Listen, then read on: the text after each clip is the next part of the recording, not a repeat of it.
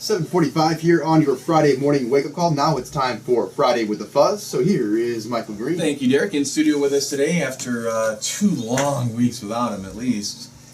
Elgin's Chief of Police, Jeff Swoboda. But I think it was only one. Well, you were gone the weekend. I was in here either. Right, exactly. Right? So you were gone. I was gone, and then you were gone. Passing in the night. Yes. Yeah. Then you came. I was back. Yes. Where were you last week? What's going on? Just took some time off. It was birthday week. Yep. Cool. And then I was a little bit of training, but then was back last Friday. But Anna was running the department that week, so it just made sense that she always does. It's expected of her. She's great. No, she is. So it worked out well. Good. A couple things that we wanted to touch on, and this week that has been going on, I guess, some for several months now, almost a year, and we'll get to that. But, we always talk about having an involved community, right? And you always say that, it's not just the police's job to, do police things. That without the community, without feedback, without information, without good citizens, voicing themselves, your job is made much more difficult or, near impossible sometimes. Right. In this case, there was an incident that happened on, I believe it was probably Tuesday. Was traveling in the area of Big Timber Road, North State Street, passed a vehicle, and while doing so, the person in the vehicle pointed a handgun at him. This could have gone in many different ways, right? Mm-hmm. The person could have chased him down, the person could have, but slowed down, got vehicle information, got a license plate number, called it in. Your officer subsequently investigated and made an arrest, right? Yeah. Yeah, it was great work by the person. Obviously, my understanding was just passing another vehicle. The vehicle that was being passed didn't like it, or for whatever reason decided to show him that he had a handgun and pointed at him. And like you said, he slowed down, got his license plate, contacted us immediately, and officers were able to have a quick response and make a traffic stop and find the weapon and charge the person. So, yeah, just you talked a lot about community involvement and all that, and getting citizens involved in. The truth is, not only would we not be as successful, we would just fail. If we didn't have the community, we do the heavy lifting when it comes to things, people exactly like this, people with guns and stuff. We'll take care of it from there. What's that? You tell us what you see, we'll take care of it from there, but we can't be everywhere to see everything. Exactly. And when it involves things with guns and crime and drugs and things like that, then obviously that's where we need it. But when it just comes to just making a phone call and giving us information and getting the ball rolling, that's where we really need the community. So, we spend so much time and energy, whether it's this show, Facebook, you name it, we're constantly reminding the community that, in fact, one of our officers, Varga, talked about, no call too small. It rhymed. I don't know if he came up with it or what, but it's true. If something looks goofy or, doesn't look right, call us, let us know. If it turns out to be nothing, so be it. But something like this, give us a call. And, there's a lot of discussion out there with people who, concealed carry and handguns and all that. But the one thing I think everyone always agrees on, regardless of where you fall on that side, is when irresponsible people have them, that's a problem. And so when somebody's being passed on the roadway and they feel the need to pull out a gun and show it or point it at the person passing them, that's a person that should not be carrying a handgun. And so it was a great arrest, and really appreciate that the person took the time to give us a call. He could have just done nothing. Could have said, well, that's crazy. I'm getting out of here. And, or pointed at his own back, depending. That's when things get really crazy. So many ways. Right? Yeah, so, exactly. A couple new officers back on the police force, one back on the police force, and one new. We'd be remiss if we didn't mention Jason Lentz, who a former police officer with the, former, I don't know how to go with this. So yeah, you can just turn it over. There's probably no good. Yeah. About a year ago, and we won't go into the whole story, about a year ago, I fired Officer Lentz for inappropriate comments that were made on Facebook, comments I believe that undermined us as a police department and him as a police officer. And the arbitrator, right. So it was almost exactly a year ago. Went before an arbitrator, so for what we understand, it's kind of like a judge, administrative judge, that hears both sides, and came back and awarded Jason his job back, and said that discipline was warranted, but not to the extent of termination, and awarded him, so he'd been off about a year, said a 6-month suspension was the appropriate discipline, and so were then awarded Jason to come back to work and get 6 months back pay and come back as a police officer. So got that, I think, on Friday. As of Monday night, met with Jason in the union and had him back on Tuesday doing things in-house. And it's amazing what we do in a year. Sometimes kind of when you're involved in a situation or you're involved in an organization, you don't realize all the things that have occurred. So when we bring somebody back who's been gone a year, as we were talking about the things that you know about this and you know about that, and it was like, no, I didn't. No, we weren't doing that last year. And so it's going to be a very slow rollout. And so we're it's all in-house stuff right now, policies, all the different technologies we have. So bringing them back into the fold, but get some closure on this, put this behind us, and move forward. So that's one of the new officers that we have, and then we swore in a new officer as well. So we bring him in from my hometown. From your hometown, that's right. Said you vouched for him. Said good guy, Officer Linden, Skokie police officer, came to Elgin, and we're very excited. Do officers move from one department to another quite a bit? Is that something that's common, or did he just go, man, I want to be part of the Elgin Police, or did he move out to this area? What brought about him wanting to come to Elgin? Or? Yeah, no, moving from department to department is rare, especially jumping around. Yeah. Now, some officers, and probably a large percentage, might have started at one place but then go to another place that, generally speaking, in what Officer Linden said when we, after swore him in, it was just the opportunities that Elgin presents, being a bigger department, a lot more, you can just get involved in more of everything from, K-9 to the drug unit to the gang unit to school resource officer, rope officer, you name it, detectives, a lot of things you can get involved with in Elgin. So it was those opportunities, and it was something else very unique as well that he said, he was watching us as well on Facebook and all the other things that we're doing out there with engagement, and just loves the idea of just being so connected with the community. So, always trying to keep the community informed of what we're doing, the neighborhood meetings we go to, all of those types of things. And so he was happy to come. We're happy to have him, talking with one of the FTO meetings I was just at. Somebody knew somebody from field training officers, was talking with somebody from Skokie, and they were sad to see him go. Supposed to be one of their new officers that was really leadership. They were high on. Yeah, so we're happy to have him. We welcome him, and so expect big things out of him. Had an incident happen last Thursday, October 1st, where you had reports of shots fired, and it looked like a case that was closed the same day. This was over on Abbott Drive, 1400 block of Abbott Drive.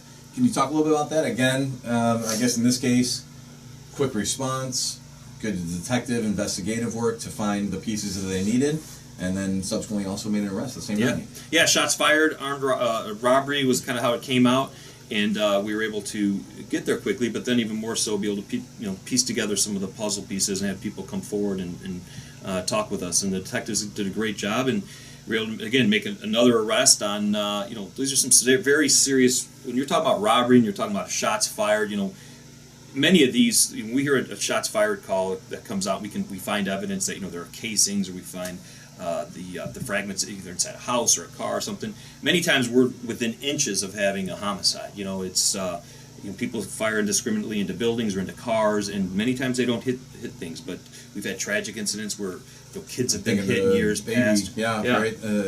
5-year-old wound up in the 5. That was a few years ago now. On the driveway, with the family in the car. Family in the car, and so 5 people in the car, one person that they don't like, but they people not thinking, just fire like that into it. And so anyways, when we were able to make an armed robbery arrest and also take somebody off the street who's and nobody shooting was shot a gun in this like case, that. But who knows what happened later that night or tomorrow or next week or a month. But, exactly. And not about this case because specifically, but in general, I mean, when you're seeing these cases, it's not new people constantly. It's the same people over and over again. See it all the time. Back and forth. Victim today, suspect tomorrow.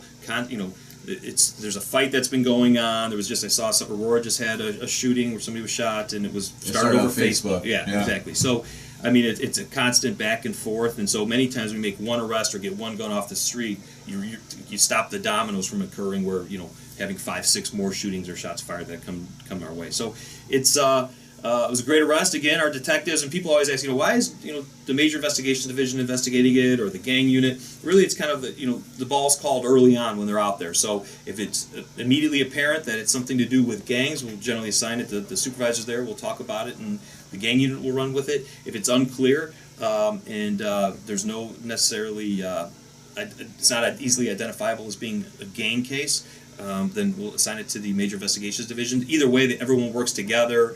As we start getting information, technical investigations unit with I think you guys talked about last week with the cameras that are really coming into play and making some great arrests based on video. I mean, it's all the pieces really coming together, some great arrests, but it all comes down to just hiring very smart officers, give them the tools they need, and then get out of their way and let them do their job. So it works out very well. You named a few officers of the quarter. Can you talk about your officers there that we did receive that award or that recognition? Yeah, and the cool thing is I didn't name them. I get to announce it and get to have the fun with that. You guys. But I know, you guys. You guys. Yeah. They there's actually a committee of peers that come together. Supervisors write up who they want to be we have an officer of the quarter, a civilian of the quarter, and a supervisor of the quarter. And then we also have a special division officer of the quarter. So there's a total of 4. Anyways, the supervisors write up, or even a peer can write up somebody and say, I think that this officer, my fellow officer, has done a lot of great work, and document what they've done and send it in. And then a committee of about 10 people, police officers, read them all and they vote. So it's very cool. It used to be, a long time ago, it was just, the chief and the command staff would pick who the people were, but now it's... and sometimes that kind of go like, well, we picked that guy 2 months ago, right. And who else we got? Exactly, right. Or it's, the chief's, the commander likes him more or likes her more, so now I'm completely out of it. So they come through and they tell me who was selected. And so Katie Potts was the supervisor of the quarter, Officer Cameron Jaron is the officer of the quarter on afternoon shift, also doing some great resident officer type of work. We call him neighborhood officer. I'm glad you did that. I looked at the name and went, I don't know how to pronounce it. Cameron Jaron, yeah. You just say it fast, and it sounds like it, right. And then Arnie, he works with our communications department and has really just done some fantastic work. He's only been with us about a year, was the civilian of the quarter. So it's very cool. And I'm lucky I'm the guy that gets to go around and hand out the certificates, and with the commanders were all with me and went around and talked with them, and it was nice to have their own supervisors tell in front of their peers, because we do it in their work group, and basically just say how much they appreciate their work. And so you could tell many times that people are. I mean, it's nice when somebody reaches out to you and says, you know what, you're doing a great job and we appreciate it. And here's a piece of paper. It's just a certificate, but what it means and what it represents. People can talk about pay and all kinds of other work conditions, but many times, I think more than not, it's just kind words by kind words by your boss, and just knowing that what you're doing is appreciated. The work that you're doing matters. Cooley gets it every day. Does he?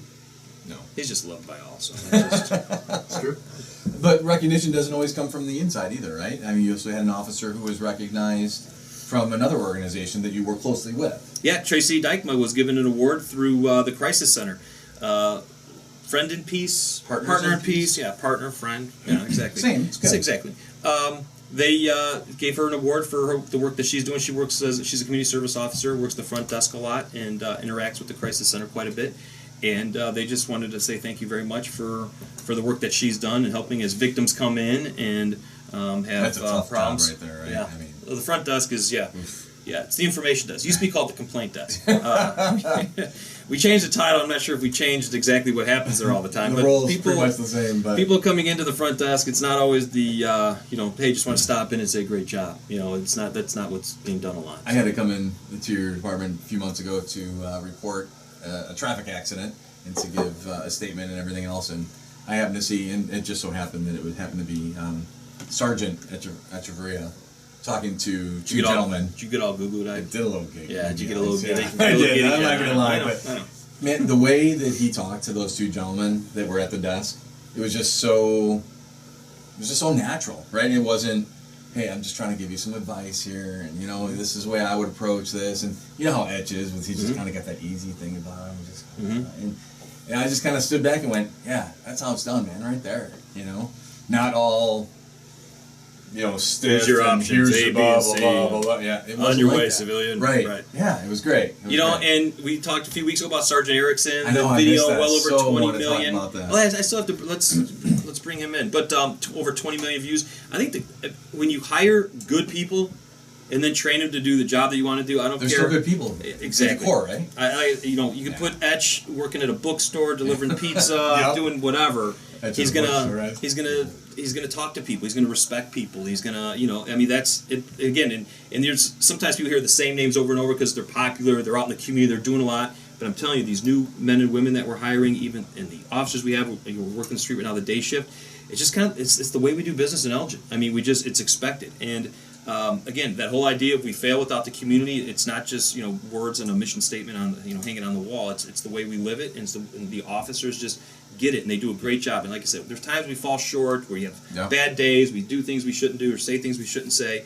But at our core, we've got great officers who work here in Elgin, sworn and civilian, who just care about this community, want to make it better, and they just do a fantastic job. And Etch is one of them, Erickson's one of them, but I can tell you, I give you 100 other names that would do the exact same thing, right? Yeah. So it's all working out well.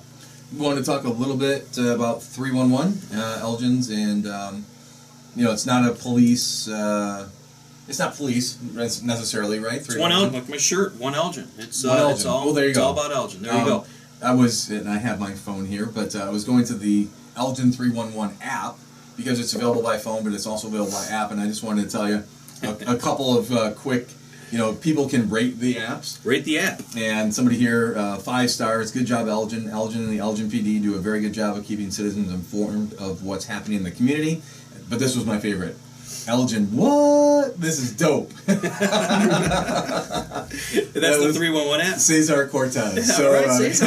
All right. There you go. All right. Throw that out there. Yeah, that was the Elgin 311 app. For those who listen don't know, dope can be a good. That's good dope. The idea of something being dope means it's a compliment. But a new I was able to stop over at 311, and they had it's like Customer Appreciation Week or something. So the mayor was there, City Manager Stiegel was there, and Colby was there, who wanted to just basically thank all the workers in 311 who just do a fantastic job.